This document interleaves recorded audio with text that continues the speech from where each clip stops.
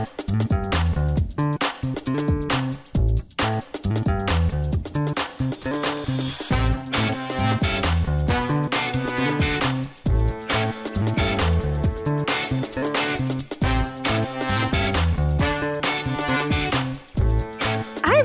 you for tuning in to the Postmodern Realities podcast, brought to you by the Christian Research Institute, CRI, and the Christian Research Journal.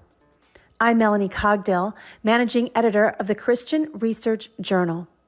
It's June 2023, and this is episode 346, which is a conversation about the History Channel's Ancient Aliens television program, Pyramids and the Great Sphinx of Giza. On this episode, I'm joined by Lindsay Medenwalt, who is Director of Ministry Operations at Mama Bear Apologetics. Lindsay also serves as a consulting editor for the Christian Research Journal. She has a master's degree in apologetics and ethics from Denver Seminary, a JD from St. Mary's School of Law, and a master's degree in public administration from Midwestern State University. Lindsay has written an online exclusive feature article about ancient aliens for the Christian Research Journal, and her article is called Ancient Aliens, Pyramids, and the Great Sphinx of Giza, Testing the Television Show's Claims with Truth. And everyone can read her article for free at our website, equip.org. Lindsay, it's good to have you on again. I'm excited to be here, Melanie. Well, as I mentioned, we're going to be talking about the History Channel program Ancient Aliens, which we have covered before. And it's really interesting to me because Ancient Aliens just completed its 19th season. It's been around for almost 15 years. That's hard to believe. And it's still going really strong. And every time that they release a clip of something on YouTube, it garners 1 million views fairly quickly. So it's a topic that is of interest, I think, not just to people that the Christian apologists might know, like our neighbors or people who might find this UFOs or the idea of aliens interesting or fascinating, but also Christians, because one thing I do notice as we have been covering ancient aliens with Lindsay over the last 2 years is that we will get comments on our YouTube video about being Christians and also believing in aliens. So today's alien discussion, as I mentioned, is going to focus a little bit around some of the things that are associated with ancient Egypt, like pharaohs, the Sphinx, and the pyramids. But before we get into that, I just want to take everyone back because we have had numerous podcasts on ancient aliens. And so some of our listeners might be newer to the podcast and might have missed those. So what are some of the highlights that we can give people as a way of background to what we're going to talk about today? For today's purpose, you've already covered that Ancient Aliens has been around for 19 seasons since 2009. That's about 230 episodes. And what the show covers is pseudoscientific conspiracy theories. If there's a conspiracy theory that has to do with extraterrestrials, Ancient Aliens has probably covered it more than once. They like to repeat things and talk a lot about the different theories that exist regarding extraterrestrials. The show features people called ancient astronaut theorists and some other experts along the way. Ancient astronaut theory, Melanie, is the belief that extraterrestrials have visited the Earth and made some sort of impact on humanity.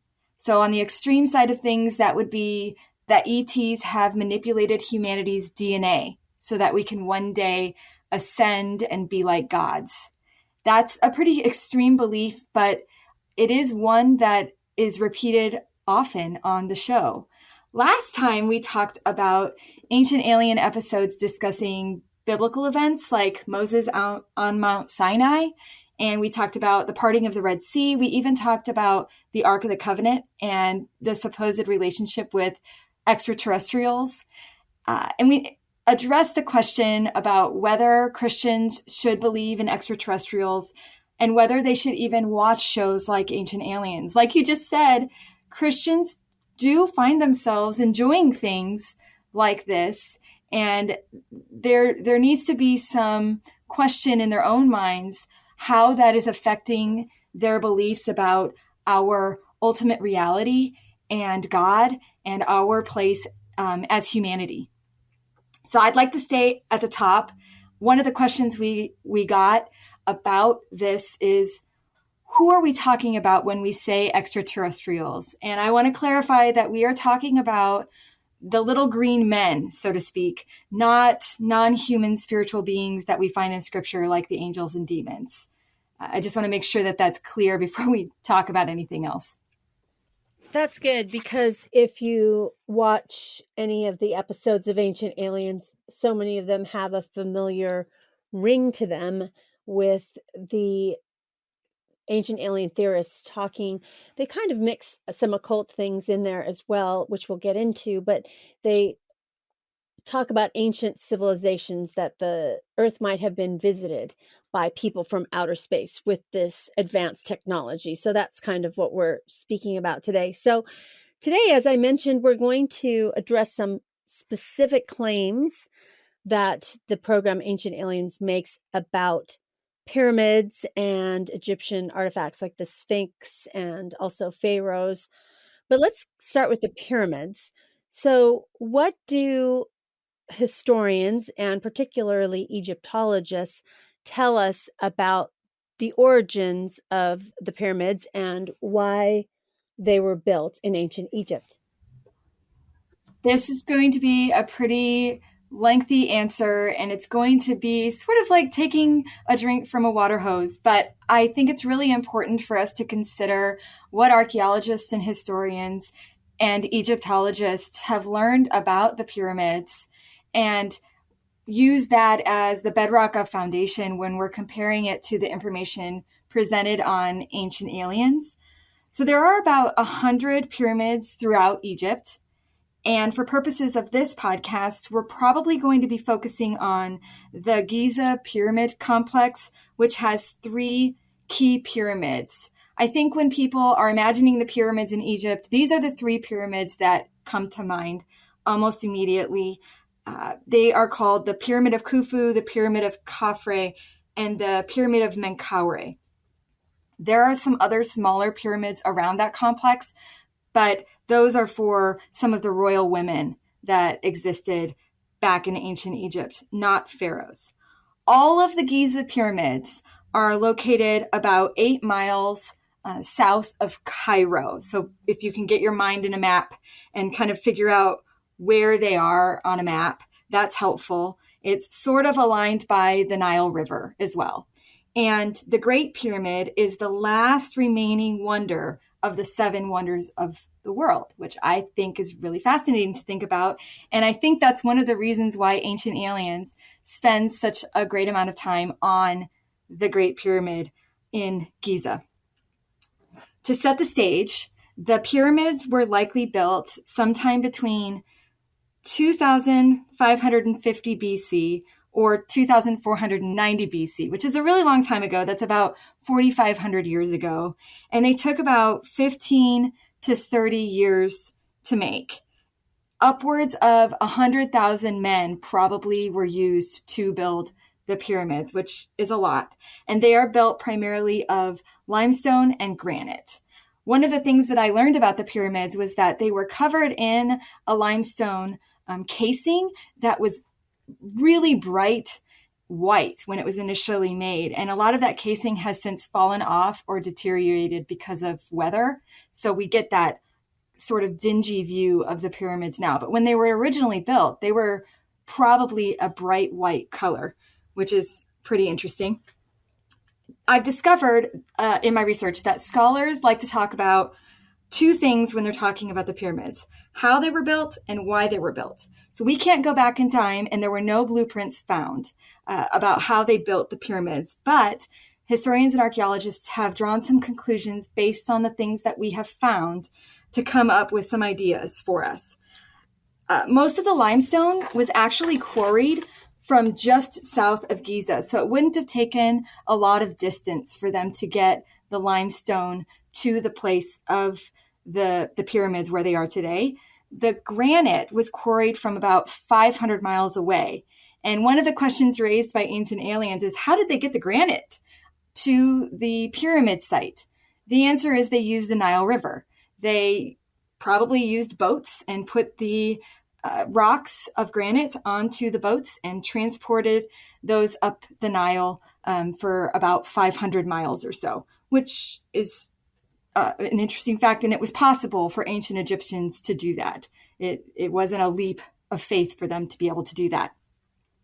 As far as how they did it, Melanie, there are some questions even amongst scholars about how this was accomplished, because we haven't been able to really replicate the pyramids in modernity. We just haven't been able to do that. And like I said, there were no blueprints, but Egyptologists have concluded that the ancient Egyptians probably used ramps to build the pyramids. So they started with the rocks at the bottom, which were the largest boulders. And then as you get higher up the pyramid, they are smaller blocks. And they used ramps to bring those smaller blocks higher and higher. And they even had likely internal ramps on the inside of the pyramids to help them build up as they got to the top. Other scholars think that they might have used a roller system, although that one doesn't get as much credibility for most scholars. But a roller system where you would put the rock on logs per se, and then you would roll them across and build them up that way. And then the more likely solution is that they probably used sleds to transport the heaviest stones and all of the other littler stones. And that would have made it easier for them to build the pyramids. And as for the why, most Egyptologists believe that pyramids were built as tombs for the pharaohs and their loved ones. The ancient Egyptians believed that death was like the beginning of life, and it was the start of a new life in a new world. And so they would have built these tombs so that the pharaohs could have experienced a new life in a new world after they passed away. And they're still exploring the pyramids and finding new things even today as they continue to explore. But in the Great Pyramid, they found a king's chamber where there was a sarcophagus located. And they also found a queen's chamber and several passageways and air shafts. And there was also a third chamber, which was underneath the pyramid. What I found interesting about things that were not found in the Great Pyramid were hieroglyphics, treasures, and mummies, at least not in the king's chamber. Now, I mentioned that there was a sarcophagus, but there was no body in the sarcophagus, which indicates that either he was not buried there or his body was likely stolen. Ancient aliens suggest that perhaps his body was transported to another dimension, which it is no longer there. But it seems like Egyptologists disagree with that opinion. And they think that it was most likely stolen and buried elsewhere. There are mummies that do exist in some of the other pyramids, but we don't think that those belong to the main pharaohs for the Great Pyramid. But there is also finally a Valley of the Kings, which is where a lot of pharaohs have been found to be buried. And that is about 300 miles away from Giza. So that's what Egyptologists think about the pyramids as they stand today and how they were built and why. Don't skip this break, because you might have missed me talking about some big changes in store for the Christian Research Journal, and you can read all about them online at our website, equip.org, where we have reprinted the editorial that I wrote in the upcoming huge special double issue of the Christian Research Journal that's coming out soon at the end of July. Now, this is going to be a collector's edition. It's going to be the last print issue, and it's not a farewell. It's not a goodbye at all. So go on to equip.org and read all the details about it. But you won't want to miss this special issue. Really, we're covering how to respond to the relentless daily drumbeat of social activism that's opposing a Christian worldview and really is giving us these bombardment of messaging every day with our culture that we are being we must adhere to. So the special edition, collector's edition of the Christian Research Journal tackles this head on. Well, how are you going to receive it? If you're already a subscriber, you will receive it. But if you're not subscribing, you won't want to miss out on this very special issue. It's our last one in print, and you can donate and partner with us by the end of June to get the special issue. So head on over to equip.org and look for the donate copy at the top there. Click on that and you will go to this month's offer. If you click on that, you will see at the very top this very special issue that we're doing. And now back to our conversation with Lindsay Medenwalt about ancient aliens and Egypt. Well, you just described what historians and Egyptologists think about the pyramids, why they were built and how they were built. And so now I want to ask you specifically, you just started touching on it, what the ancient aliens theorists suggest about why the pyramids were created and who built them and what they find to be discrepancies, because I found it fascinating in watching some of their episodes. They would kind of contradict themselves. They would say, well, this is happening because the pyramids were like this and didn't contain these artifacts. But then in a different video, they would say, well, it's interesting that here are hieroglyphics, for example. So it did seem confusing to me to really get a handle on what ancient aliens thought about the pyramids, because different clips seemed contradictory. But again, they were just clips of episodes, and so some full episodes are not available on YouTube. So I just wanted to ask you specifically about what they thought the meaning of these pyramids were and why they were even made. Right. So I have watched hours and hours and hours of Ancient Aliens, and I've watched full episodes, I've watched clips, and I am also with you. I think that a lot of times they do contradict themselves because they are truly trying to grasp at straws to prove the ancient astronaut theory and its connection with everything on the planet. And so we see that when they are addressing the pyramids and ancient Egypt. As for the how the pyramids were built, the bottom line for those featured on Ancient Aliens is that humans could not have built the pyramids, especially the Great Pyramid. One of the regulars on the show is David Wilcock, and we've talked about him before.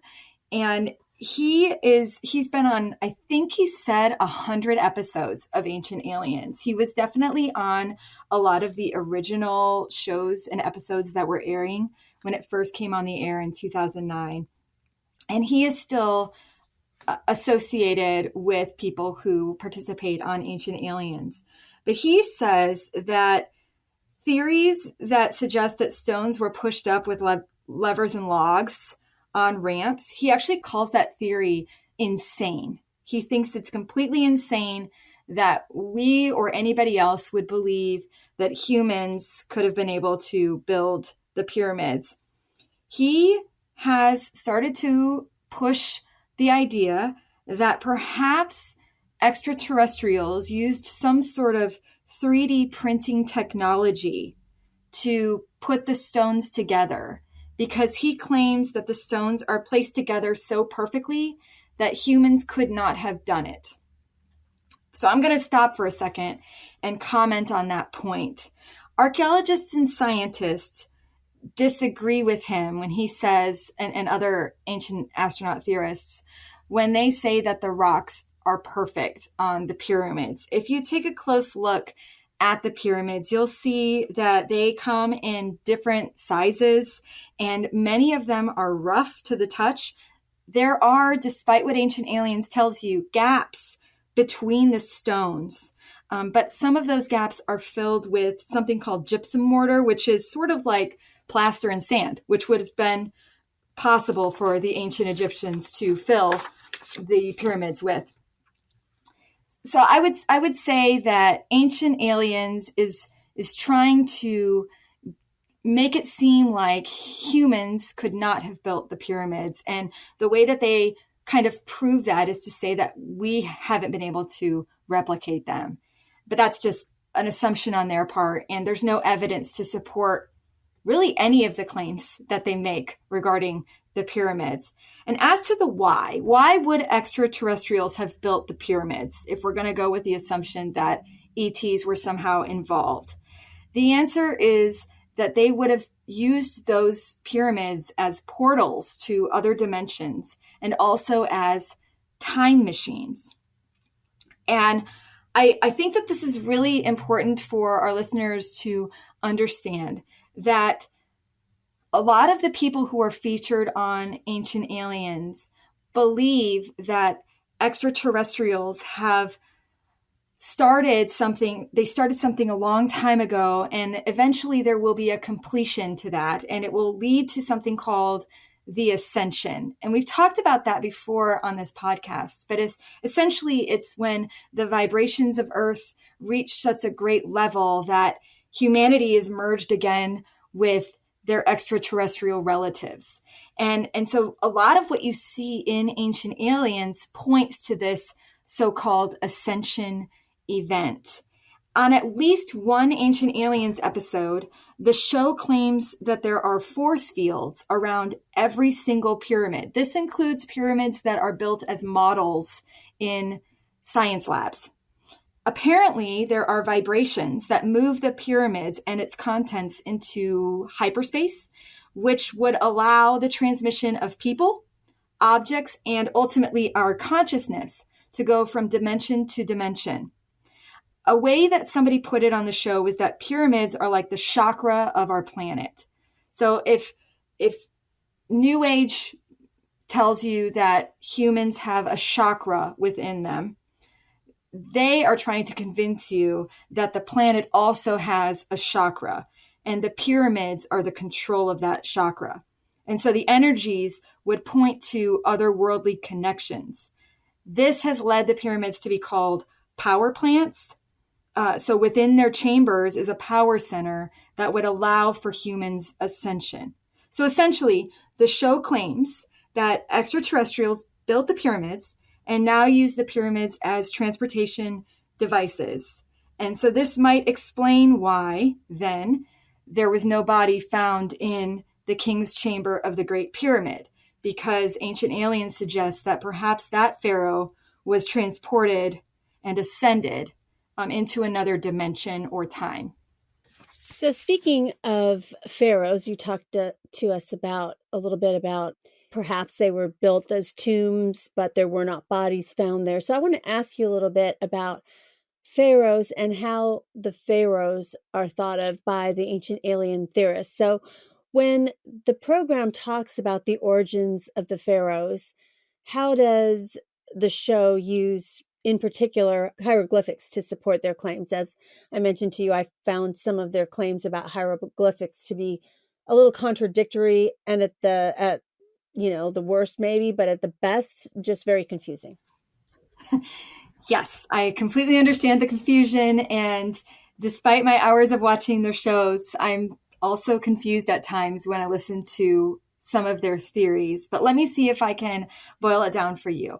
On the one hand, we are told that hieroglyphics are not contained, which would be proof of extraterrestrial involvement in the creation of the pyramids.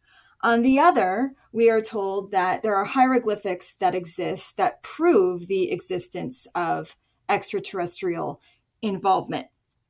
What Ancient Aliens is trying to tell its viewers is that pharaohs are Egyptian gods and probably, most likely, extraterrestrial descendants. One particular episode really took on Ramses II. He's also called Ramses the Great. There's a temple in Egypt that is a shrine to him. He built it, or he had it built. And in the temple, Ramses is shown as the god Osiris. According to pyramid texts, which are also hieroglyphics and other drawings and other writings that are included that are found within the pyramid, Osiris was the child of the earth god Geb and the sky goddess Nut.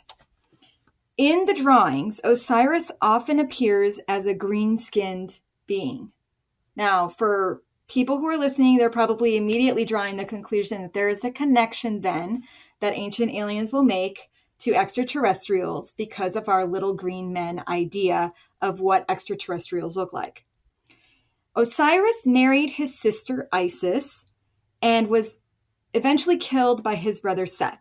Osiris was cut into 14 pieces. This is where it gets a little bit weird. But Osiris collected the pieces of Osiris's body. Isis did. Isis collected those pieces and then performed a ritual to resurrect Osiris.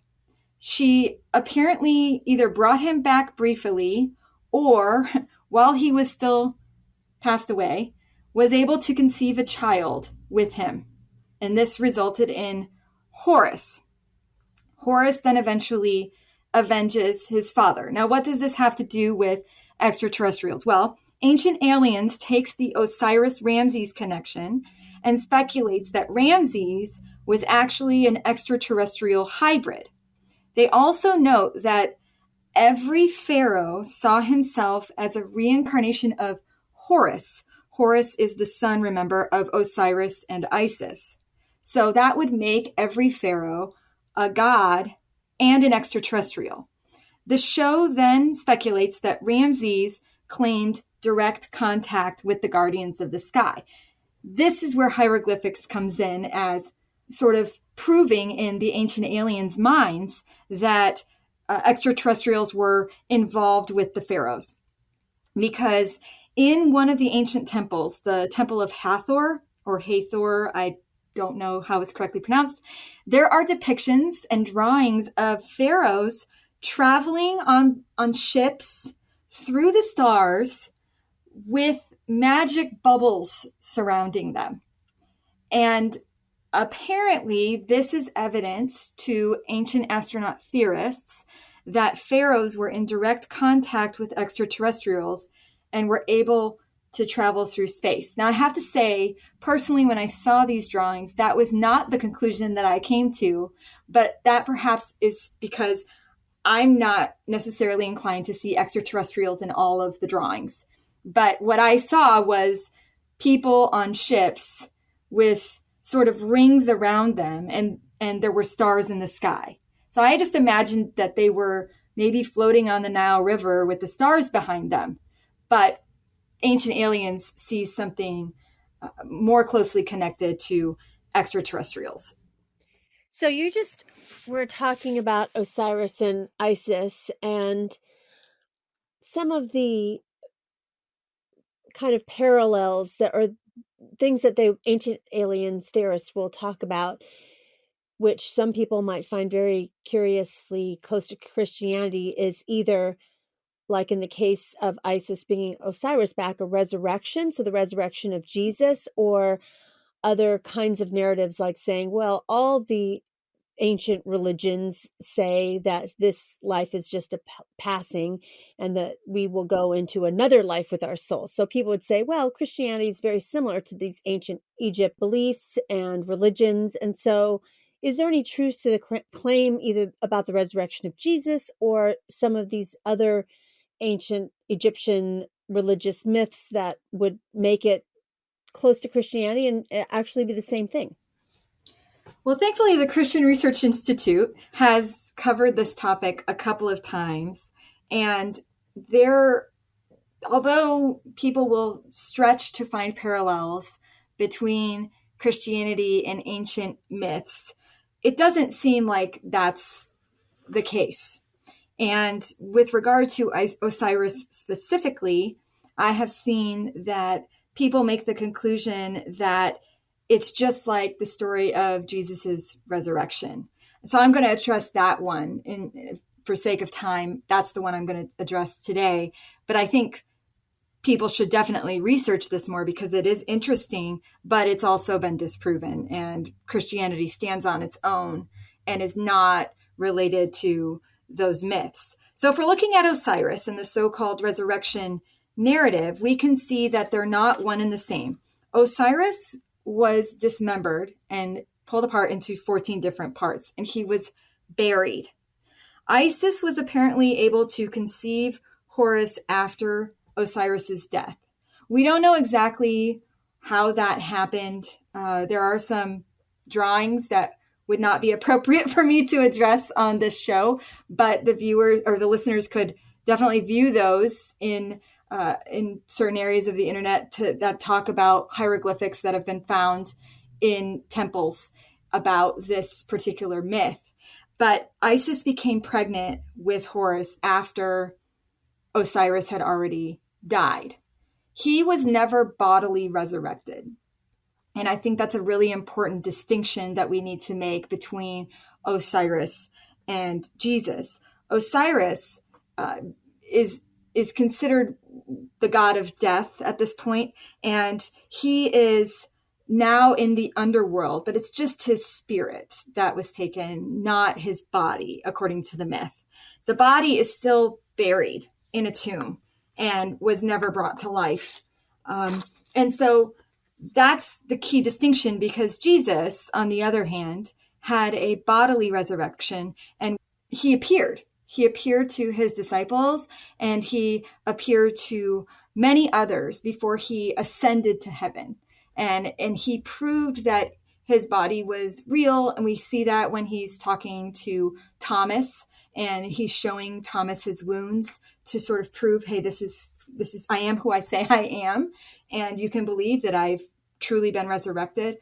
And I think that when we're reading myths like Osiris and Isis, we need to remind ourselves that that there are distinctions, and that Christianity stands on its own firm foundation. And we shouldn't be afraid to investigate those claims that are put forth by shows like Ancient Aliens that see this connection. And we should instead investigate those claims and come to our conclusions based on the actual evidence that exists. And we can only do that by looking at all sides and drawing that conclusion for ourselves. So now I want to ask you about the Sphinx. It's kind of an icon in popular culture. And I think most people probably don't know that much about it. They can identify, oh, that's the Sphinx, or we talk about the riddle of the Sphinx, but most people don't really know what it is or how it got there. And so I kind of want to do the same thing you just did with the pyramids, and first ask you, what is the Sphinx according to historians and Egyptologists, before you compare that to what the ancient alien theorists say about what the Sphinx is and its purpose. The Sphinx is actually pretty cool, and I would probably like to see that in real life, probably more than I would care to see the pyramids, if I'm being honest, because it just seems like a really cool piece of history. It's one of the largest monolithic sculptures in the world, which means it was created in the same piece of rock, and it's all one piece of rock. And it's also the oldest known monumental sculpture in Egypt, which is also pretty neat. It was cut directly from the stone, and it's really big.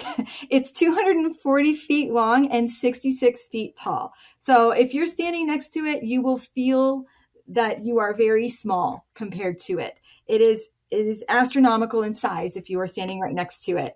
And it's about half a mile or so from the three main pyramids that we think about in Giza. Archaeologists and historians think that it was built around Pharaoh Khafre's reign, and they note that it was built during his lifetime, and that becomes important in a minute, because we're going to talk about what Ancient Aliens thinks about it, the timeline. The prevailing theory is that the face is perhaps a replica of Khafre's face. So it looks kind of like a pharaoh if you're looking at it, if our listeners aren't familiar with it. It's a little head on a really big lion's body. And so it's a little human head on a big lion's body. And the face is sort of messed up at this point. No one really knows why it's missing its nose. But I did read a funny theory that Napoleon actually shot a cannon at it. And that's why the nose is missing, because Napoleon was trying to show his power, and did, by cutting off the nose of the Sphinx. The more likely scenario, though, is that that it was actually weathered down over time. It had a lot more exposure to the sand and rain than the rest of its body, which was covered for a while. And so it's likely that the nose sort of just fell off because of weather. And the question becomes, well, what's the purpose? Why did they even build a Sphinx? And the answer is we really don't know. And it's got no inscriptions, and it's really just a mystery. So I guess in contrast, what does the Ancient Aliens program say about where the Sphinx came from? I just said the word mystery, and of course that is a great opening for our friends on Ancient Aliens, because they love to grapple with mysteries and they are able to come up with their own theories. And they definitely have some theories about the Great Sphinx in Giza. So one idea is that it's a communication device, that we can use the device to communicate with extraterrestrials. Of course, that's what who we're communicating with. Another is that it's actually much older than archaeologists and Egyptologists have led us to believe. Thousands of years older. And Ancient Aliens has drawn this conclusion because apparently it's weathered differently than the pyramids are weathered. But archaeologists do not agree with that sentiment really at all. And it's really just Ancient Aliens and other conspiracy theorists who are proponents of the idea that it's much older than the pyramids. As for the head, Ancient Aliens suggests that the head wasn't originally a human head, but it was likely a lion or a dog, and that it was built as sort of a guardian of Giza. And although it's possible, I did hear a couple of archaeologists and geologists promote that idea. It's not out of the realm of possibility that that is true. And then later on, somebody came back and modified it to put the Pharaohs' face on it. That would certainly explain why the head is so much smaller than the body. It really doesn't line up right now.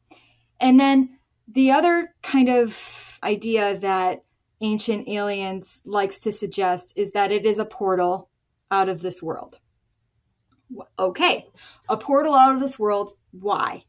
So that we can reconnect with our extraterrestrial ancestors and so that they can also come and visit us freely. It would have given the pharaohs, who were believed to be gods, the opportunity to interact with the so-called guardians of the sky freely without anybody really realizing what was happening in the outside world. Finally, the show thinks or leads its viewers to think that perhaps the Sphinx is a remnant of the ancient land Atlantis.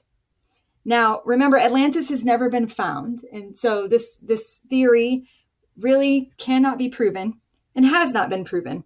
But it's based on some readings that were once given by American psychic Edgar Casey. For those of you who haven't heard of Edgar Casey, he lived in the late 1800s, early 1900s. But apparently, for him, Atlantis was not a myth.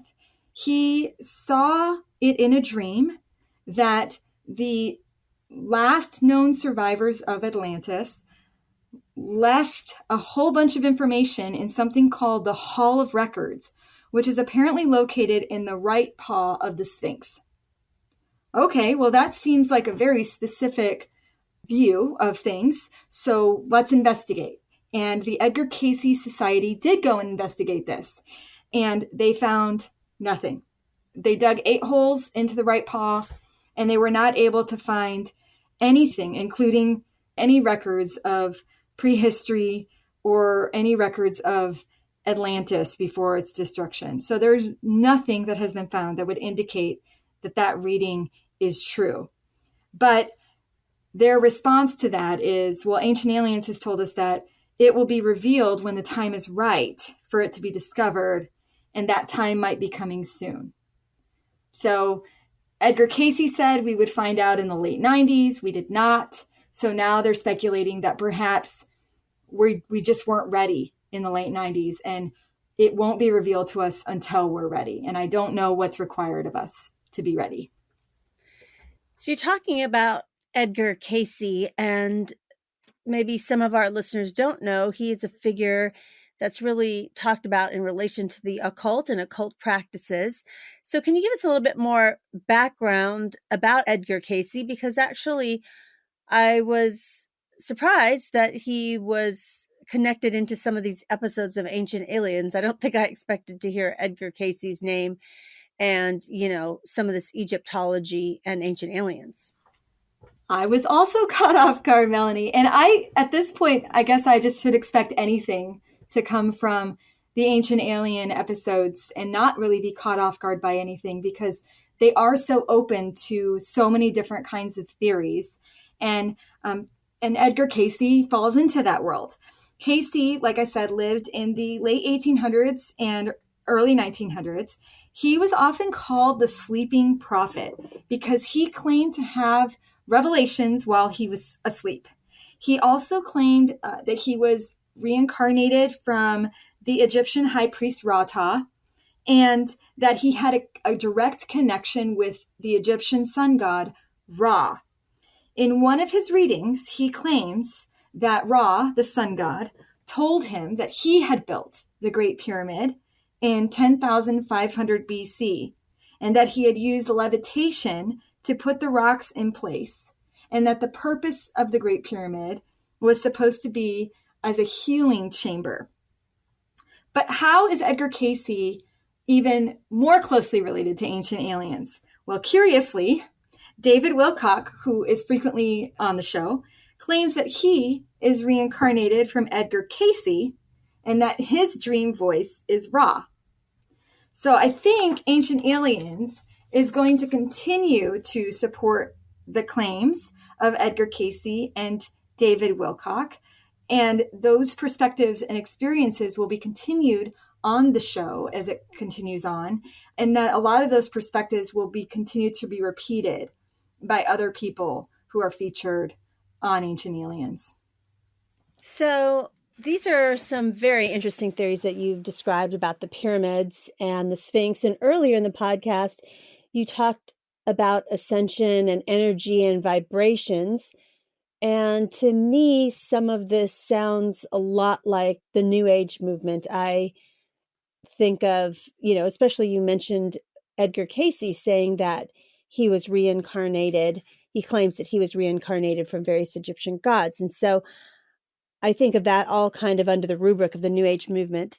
And is there a broader connection to the Ancient Aliens theorists and all their different theories about vibrations and the energies of the earth and Edgar Casey and all these things? Are they connected in some way to what we used to call the New Age movement? But I think so much of it is mainstream these days. In short, yes, they are absolutely connected to the New Age movement. A lot of ideas associated with extraterrestrials and ufology align with the New Age movement. Edgar Casey was a proponent of the law of one, which was, he said, transmitted to him while he was asleep from Ra. He channeled that from the sun god Ra. And David Wilcock has continued on with the law of one, which we've talked about in the past. And those ideas align a lot with ancient Eastern religions. And when we're talking about things like reincarnation and ascension, we then start to think about things like karma. So karma, for those listeners who might not know, is the idea that for every action that we commit, whether that's good or bad, there is a consequence in return. So if we do something good comes back to us. And if we do something bad comes back to us. What Ancient Aliens will then say is that all of our actions will, in this life, will impact our future lives. So that's where reincarnation comes in.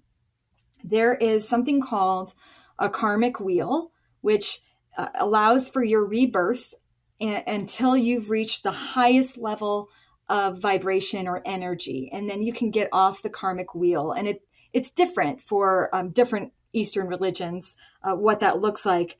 But essentially, what happens is we increase our higher consciousness, the better humans we are, and then eventually we open the gateway for ourselves to ascend. Ascension is how we reunite with our extraterrestrial relatives for eternity.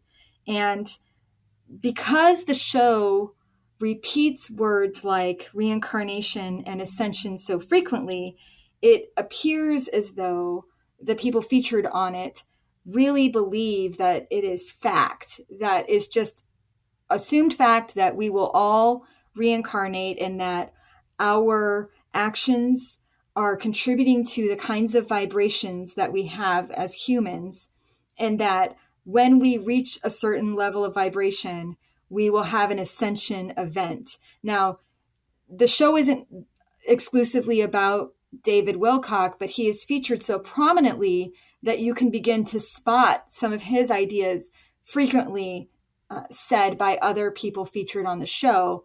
And he is definitely a proponent of a large ascension event that he thinks is going to happen in the very near future, where we will all ascend in some level. And those of us who are not able to ascend will disappear. And I think when the show features people like David Wilcock and Corey Goode and mentions people like Edgar Casey frequently, it seems to be the case that they are proponents of ideals that are grounded in the New Age movement.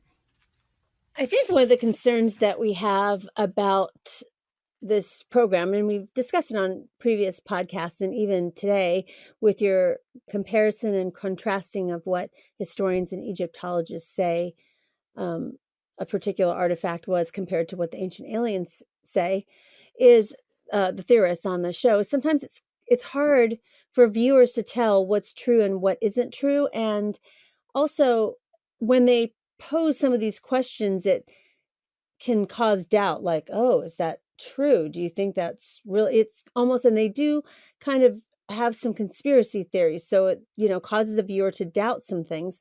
So what are some ways our listeners can determine if what they're seeing or hearing is truthful or just basically theories that are speculation? They're just, speculating about what something might mean. And then how can the Christian apologist be able to point some of these things out, especially if we have neighbors or maybe even people that we might run into our church? Because in the Christian Research Journal and on this podcast, we've talked about how occult practices have snuck into some Christian churches. And so how can people determine if this is true or not, and also be equipped to really point out some of these inaccuracies so that people don't believe in some of these conspiracy theories that are being put forth? It's a great question, and I wish more Christians would consider the question. Truth is one of those words that our culture seems to be taking quite lightly these days. So if we were to sift through all the information that we consume on a daily basis, I think I read earlier this week that we process 34 gigabytes of data every day, which is something like 100,000 words. And that's a lot for the brain to try to sift through. And I've been trying to kind of figure out a good way to explain to the listeners how difficult it can be to sift through that kind of information, and also what the response is generally to people. So I'm on Twitter, and I actually some days enjoy Twitter and some days I don't enjoy Twitter. And I think, Melanie, you're probably not on Twitter, or maybe you are briefly, but it's kind of a mess sometimes. But I follow Elon Musk, and I followed him for a long time before he even owned Twitter. And in 2020, he actually tweeted about aliens. And he tweeted about how he thought that aliens built the pyramids. Now, this is the founder of SpaceX, and he's the CEO of Tesla, and he's the CEO now of Twitter. And arguably a really brilliant human. And he tweeted this, and almost immediately somebody, one of the general ministers in Egypt was like, you should come to Egypt and we can show you what really happened, and show you the facts as archaeologists have discovered. Okay, so the next day he posted an article from the BBC that explained, you know what, it wasn't ancient aliens that built the pyramids, it was a human workforce that did so, and he called it sensible. So what I found interesting, and I went back to double check the numbers because I wanted to make sure that memory is correct. What I found interesting is that the original tweet about the aliens building the pyramids, it was liked by more than 473,000 people, and 75,000 people retweeted it. The BBC article that he shared the next day, it was only liked by 16,000 people and only retweeted 804 times. That is a very big difference between the two, coming from the same guy on a similar topic about the pyramids. And what I've come to determine is that conspiracies are often sexier than the truth, and they sell. And I think we discovered that when we looked at, Elon Musk, and we can also see that with the popularity of ancient aliens. Conspiracies sell. People want to be educated, and the way that this show presents itself, it seems like it's presenting an educated narrative to its viewers. Scripture, on the other hand, tells us that we will know the truth and the truth will set us free. And the question is how? Well, Jesus said in John 8:31 that we will know the truth if we abide in his word. So for Christians, if we're trying to figure out what is true, I would advise them to start with the Bible. As they learn more and more about what's in Scripture, they'll be able to recognize what contradicts it.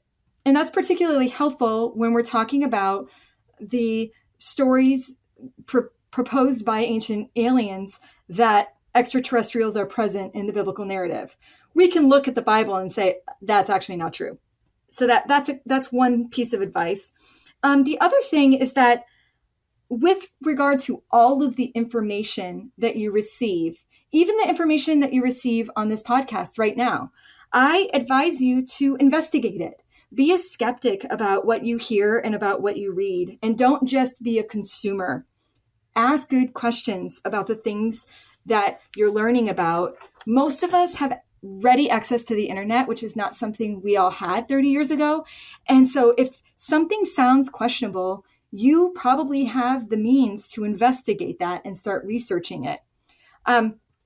I try to read a lot from skeptics, Melanie, and one article that I came across from Michael Shermer was published in the Scientific American, and it's called The Conspiracy Theory Detector.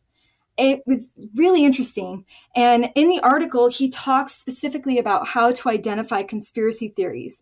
And among the red flags that he mentioned, he tells us to be leery of things that mix fact without telling the listener which is more probable or more likely. Now, we don't have time to get into all of the red flags, but Ancient Aliens definitely commingles facts with speculation. And they don't tell you who the experts are and who's merely speculating about the truth. And so I encourage anybody who is viewing Ancient Aliens to ask themselves what is probable or what is more likely. When they hear the narrator on Ancient Aliens say that ancient astronaut theory suggests something, that's speculation. And it's usually based in a conspiracy. When the narrator asks the question, that's even more speculation. So I'm really encouraging our listeners to try to do more research with the information that they receive. It does require, of course, effort and time, but a lot of that information is readily at our fingertips if we just know some of the places that we can look, and the sources that we use are reputable. That's such a fascinating quote from Michael Shermer, who is an atheist and certainly no friend of Christians. And we've definitely critiqued some of his work in the Christian Research Journal in the past. But when we have posted a podcast on some either spokespersons who are in it, like David Wilcock, who believe in some of these things, or just some of the topics, there's been comments about some of the statements that you've made and your article, and there's been quite a bit of feedback. So what are some of the things that people are pushing back on that we talk about in this, and how have you responded with them on the internet? We do receive quite a bit of feedback, Melanie. I think some of the comments we are coming across as arrogant because we talk about the necessity of expertise or formal education. One person said that I am not me, Lindsay. I don't listen to someone's opinion unless they have an educational pedigree. But I would push back on that and say that we have tried really hard with every article that we've presented on ancient aliens or people featured on ancient aliens to present the facts and the views fairly without being condescending. And of course, you and I and the Christian Research Institute, we always want to exhibit Christ's character in all that we think, say, and do. And I personally try to live by 1 Peter 3:15, which tells me to always be prepared to give a defense for the hope within me, but to do so with gentleness and respect. So I really try to approach difficult topics with gentleness and respect. And I think I just proved with my inclusion of Michael Shermer's article that I am willing to read people who will very much disagree with my points of view. And I enjoy it. I enjoy learning people's opinions and views because for me, it does help me strengthen my own personal worldview in many ways because it does offer challenges that perhaps I hadn't considered before. And when I look at the different arguments presented and then observe the evidence and the facts, then I can draw my own conclusions. And that has always led me back to the Christian worldview and its foundation. I will say also that although expertise isn't always earned in the classroom, getting an advanced degree in something like archaeology shouldn't be taken lightly either. And unfortunately, what I have found in Ancient Aliens is that it sometimes elevates the non-experts above the formally educated experts. And they even sometimes speak down to those formally educated experts. And that's difficult because those people have been through a lot of schooling and they've done a lot of research in order to earn their degrees. And I think the creators of Ancient Aliens actually understand, Melanie, the need for that credibility, because one of the things you and I have talked about is how they will generally start with a PhD in the field and then go to their ancient astronaut theorists for more information and speculation. So I do think that they recognize the need for expertise, but they're definitely giving more screen time and credence to their ancient astronaut theorists. So I encourage our listeners, of course, to consider the truth claims that are presented and not take claims as fact unless the source is reliable. Another criticism that we've received is that we dismiss extraterrestrial theories but believe the Bible. And how could we believe the Bible? And we're sort of thrown under the bus and said, you don't believe ETs, but you shouldn't also believe the Bible. We could definitely spend many podcasts talking about that question alone, but I would like to just say that it's suffice to say that the Bible has been shown by scholars and experts to be reliable and historical. There are scholars who've studied ancient languages and texts, and they want to make sure that what we know about the Bible aligns with the most ancient manuscripts that we have available. Hank Hanegraaff has covered the topic at length. And so I highly recommend, there's a YouTube playlist on the Bible Answer Man channel. It's called Bible and Bible Passages. And he addresses a lot of those questions about scripture that I think would be very helpful for the listeners.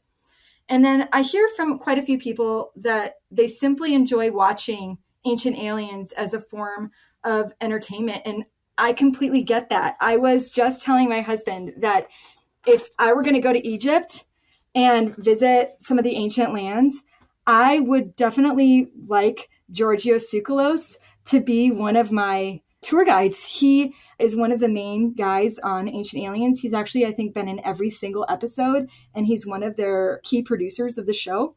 But he gets so excited about the theories that he presents on the show. And I found that to be true of most of the people who are actively present on Ancient Aliens, is that they get really excited to share their theories, and they're excited that people are listening to their speculations because it is entertaining. It's entertaining to think crazy things and mysterious things about the world and whatnot. But I will say that one frustration, Melanie, that I've run into with Ancient Aliens is that it's on the History Channel. It's just called History Now. And the viewers might assume that it's historical and true.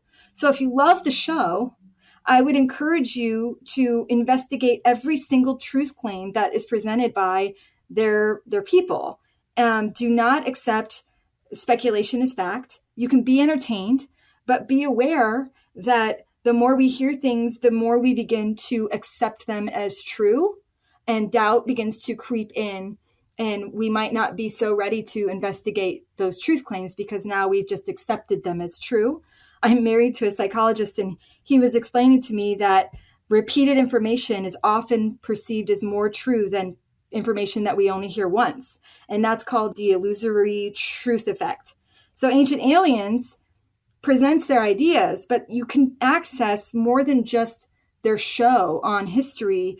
They've got clips on YouTube, and they've got shorts on social media, and they've got so many other ways that you can access the information that you're hearing multiple clips on the same topics, and they're repeating what's old and making it new. And so your brain could actually start accepting those speculations as truth. And I think that's why Jesus told us to abide in his word so that we will know what's true, because the more that we dwell in his word, the more that we repeat it, the more that we know it's true. And we can investigate those truth claims found in scripture and outside of scripture and come to those conclusions. But I think our listeners will find that the more they investigate the truth claims of Christianity, the more they will find that they are true and reliable. So, my last question for you, though, is about apologetics in general.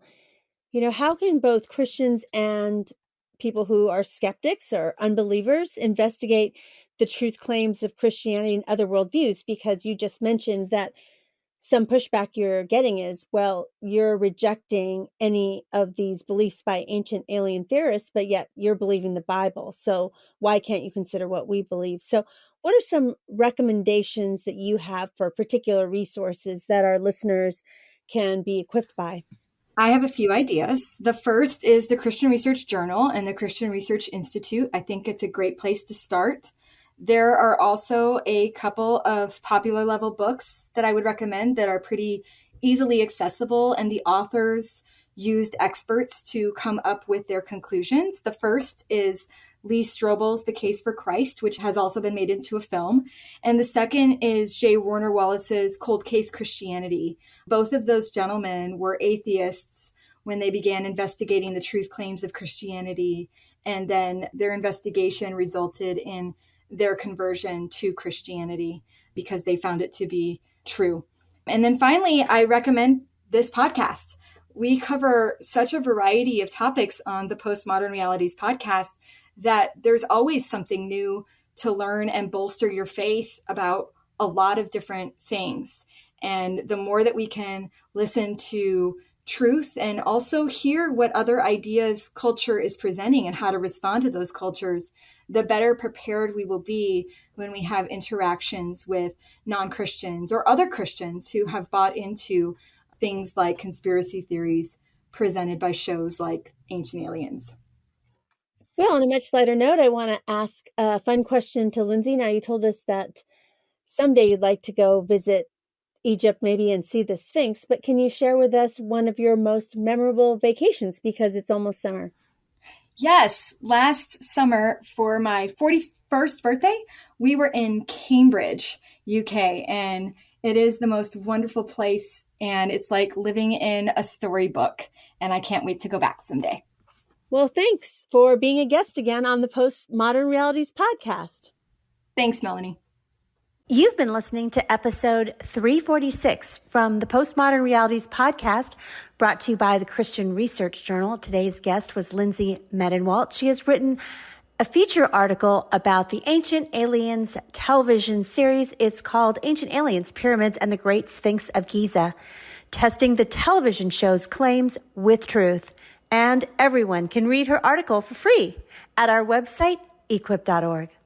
Stay connected with the Christian Research Institute and all the new content we have coming your way. The best way to do that is to head on over to our website, equip.org.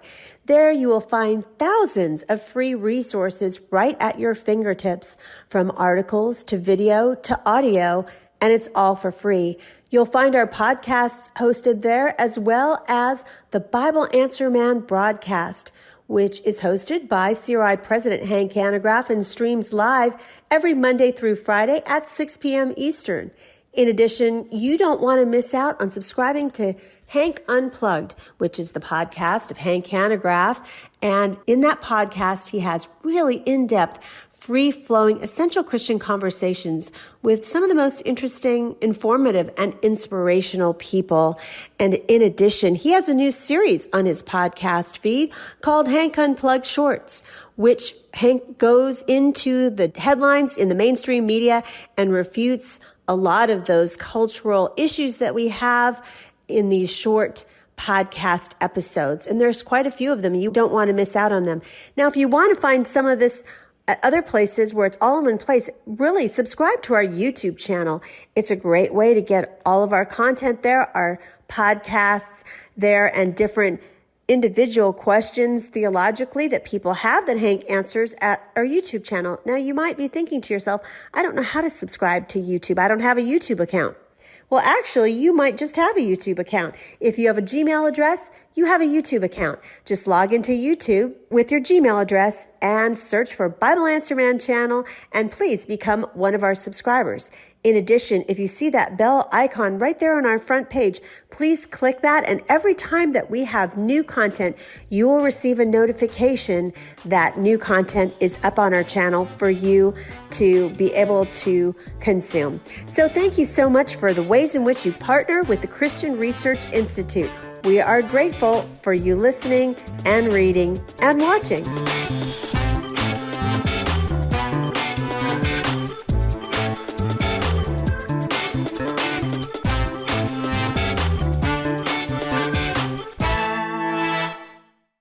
Don't miss out on getting your own copy of a very special double issue of our last print issue of the Christian Research Journal. It's a collector edition, and the last one before the journal morphs into an exclusively online magazine. And this is an issue that is covering the relentless daily drumbeat of social activism, which is opposing a Christian ethic and bombarding our culture with daily messaging. John's article, How to Keep Your Job Without Losing Your Soul, a survival guide for diversity training, is only in this special issue. To receive this collector's edition and read his article, please go to equip.org. With your partner and gift in June to the Christian Research Institute, you will get this collector's edition right to your door.